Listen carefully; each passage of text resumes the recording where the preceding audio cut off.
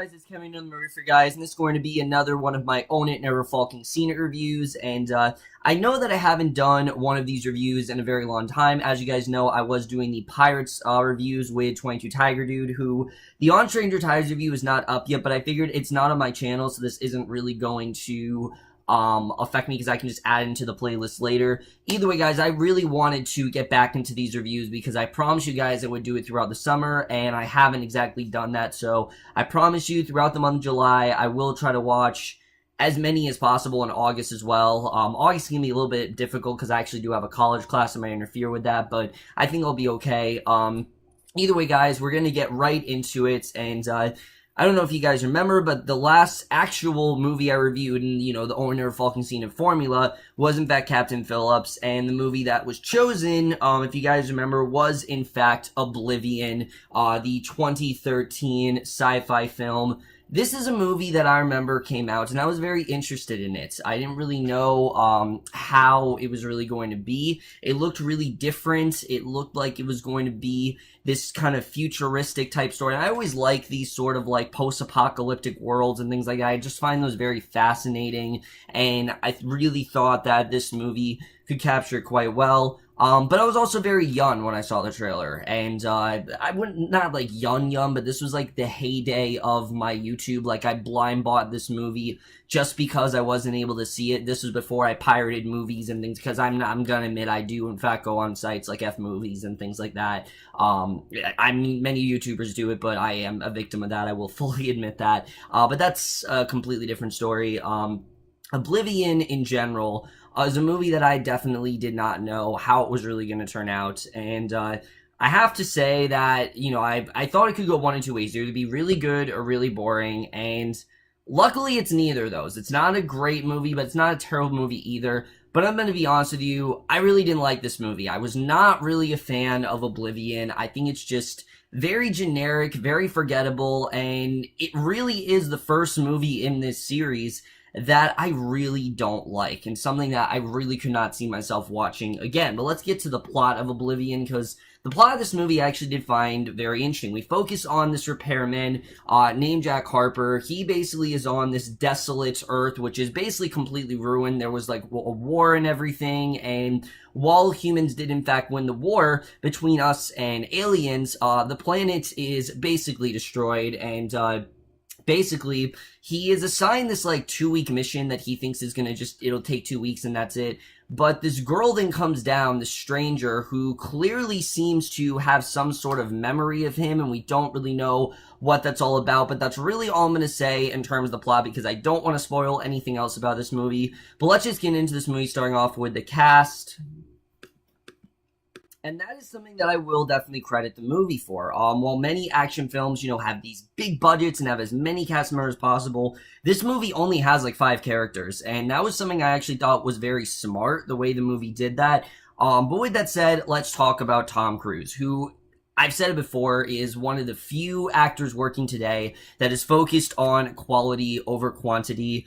And I did believe that until I watched this movie, because I get it that Tom Cruise puts 100% into every film that he does, but I honestly don't know why he did this movie. I don't really feel like this is something that he needed. It very much seemed like he just kind of did this movie for the paycheck, and I hope that's not the case, but his character in this movie is severely lacking. Jack Harper in general, it's just not that interesting of a character. There's really nothing that unique or different about him that I really did connect to until later into the movie. That's when it does get interesting, which I'll get into that with the writing. But Tom Cruise does do a good job in the role. I think it's impossible for him to really give a bad performance. I think he just really does a great job in any performance he's in, and he was, in fact, fun and rootable, but he just wasn't the best character. I'll get more into that. That's more of a writing thing than an acting thing, but like I said, he did the best of what he had. I just felt like he could have done a lot more than what he was actually given. In general, he could have been given a lot more, but he did what he had to do. He did a good job with the film overall, and I definitely will give credit where credit is due and say that I do think he gave, a very well done performance in that regard. And then the other actors in this movie, I think, are all just kind of good to great. Morgan Freeman was severely underused in this movie as Malcolm Beach. I honestly can't tell you much about his character because he's in like 3 scenes in this entire movie, and it's really wasted. I mean, he's billed as like the second main character in this movie, when in reality, he's only in like 3 scenes, so I can't really say too much about him. I mean, he's Morgan Freeman. Obviously, he did a good job, but wow, was he underused. Who I actually did like, and who I actually thought gave the best performance in the entire movie was Olga, Kurylenko as Julia. Julia is someone, you know, she comes down, she's the stranger that clearly knows a lot about Harper that he doesn't know about, and I did think she gave a really good performance, particularly in the 3rd act when there's this really big reveal with her character. I thought she actually did do a really good job there. And while her character, she is interesting, I will definitely say that. I did overall like her character, thought she had a good arc overall. I was invested in where her character went, and I think she definitely did a really good job here. But the rest of the actors are sadly just kind of disposable characters. Andrea Riseborough, I really liked her in Bloodline, but wow, is she just so throwaway. And while she does have a big role in this movie, at the end of the day, I just didn't really care much about her character. I found her to be just a very throwaway type of sidekick female character, and I didn't really think much of her. Melissa Leo's good in this movie, but in general, I didn't really find many people to be that memorable. I thought the acting was good all across the board. This movie, in terms of acting, is great, but the acting does not outweigh the negatives of this film, which we're going to get into right now. So now we're going to get to the directing and the writing here, and let me just say right off the bat, the directing's not the problem with this movie. Joseph Kosinski did a good job with the directing overall here. I thought he had a nice, you know, well-established tone of keeping the film very serious and very dark and things like that. There's not really a lot of humor in this movie. There are some nice, fun moments here and there, but the directing is really good. The tension I thought was good, and I thought he directed action especially very well. I really did get into quite a few of the action scenes in this movie, and I think he did a really good job with that. The problem comes with the writing, because I'm gonna be blunt here. This movie is really boring.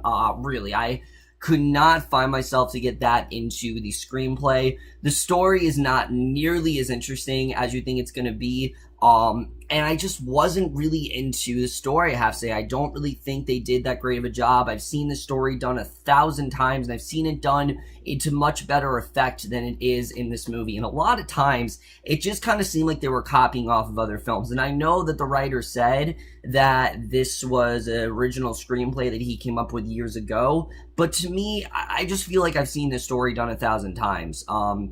And the screenplay in general, I just didn't find to be that great. It wasn't very interesting to me. I was quite bored until the, I'd say, hour mark of the film. Because an hour into the film, there's this pretty huge reveal that really changes the entire course of the film. And that's when the movie really did start to get interesting. But it took an hour, and that's still not good enough for me. The fact it took an hour for this movie to actually get somewhat interesting, it's just really sad, and I really think it could have turned out to be a lot better. And they have this really cool reveal in the film that I'm not going to get into, but unfortunately they don't know what to do with it. Like, they set up this reveal in the screenplay, and it's a really cool reveal that I think could have been really interesting, but the movie doesn't really know what to do with it. And there's some really silly scenes after all this, and I'm not going to lie, there were some things here that were kind of hard to take seriously because they're taking the movie so serious. There are some scenes in the 3rd act that are just really dumb, and I thought were honestly really silly, and I was on board with the 3rd act for the most part. Like, where that direction does go, I was on board with it, but they didn't really know how to execute it that well, and I really did not get that much into the story, and it didn't change the movie that much, and there were things that just weren't as explained as they should be.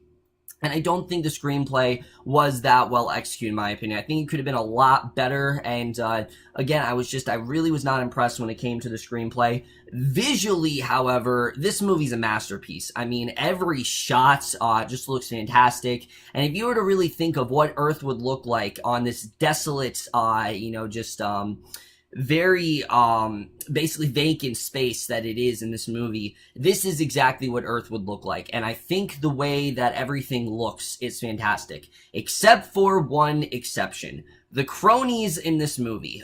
These are these drones that basically are after all the characters, and they're supposed to be like the main villains here, and I'm not gonna lie, I couldn't take them seriously. I really couldn't. People have said it before. They look really dumb. To me, they look like something out of like a 90s video game for like space, and that's not a compliment. I mean, they really looked really dumb. They honestly did take me out of the film a lot of the time, and whenever they showed up, I started chuckling, I'm not gonna lie, and I shouldn't be, but I did because I just thought they looked so dumb, and I just thought they were just really stupid looking. But the cinematography in general, aside from the drones, actually do look really good. I was impressed with how cinematography did look overall. And the action as well. The movie actually does have some really well choreographed action, particularly in the climax. The climax actually did get quite into, and I thought was a really well done climax.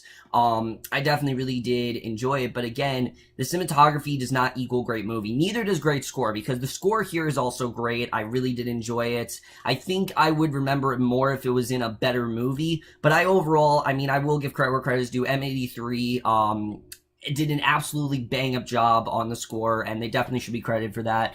And the movie is 2 hours long, and you really do feel that length, I have to say. I mean, I watched Spider-Man yesterday with Adam Haskell, which you guys can look forward to our Spider-Man 2 review very soon. But that movie is like 2 minutes shorter than this movie, and it felt a lot shorter. It really did. It felt a lot shorter than this did.